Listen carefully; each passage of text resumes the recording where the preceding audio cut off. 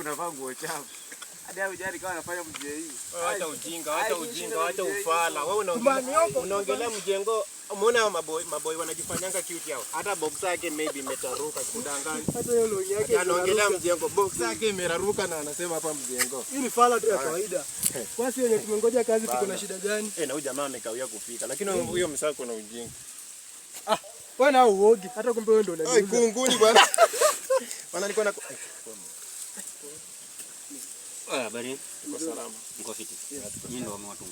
Sisi ndio tulikuwa tumekujia kazi, tulikuwa tumesikia site kazi inaendelea. Sasa ndio tukaamua kukuja.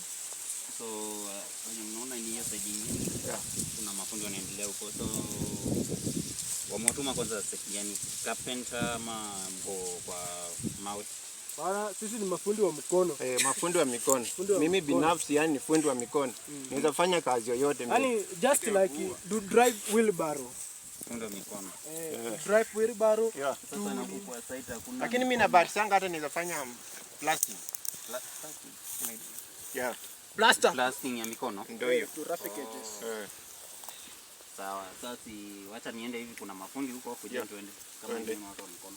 Shikilia kazi tumepata. Kazi tushapa. Lakini bro acha nikwambie kitu moja kabla tuende hii kazi. Wewe jamaa amenichomea na imekasirika sana. Niko na idea fanya hivi. Ngoja kifanye niko na idea. Nataka tuanze kazi ya kuwa pasi tusanyike. Niambie ni bora unaanguka nini? Wewe. Niambie ni ngoja. Mama kuna lunch huko. Lunch kwa mjengo. Yaani kuna maana na hiyo barabara. Yes mganga. Ulisema nikikutana na watu watatu ndio watakufa. Ndio watakufa. Ulisema niangalie kwa kio. Ikitetemeka ndio watakufa.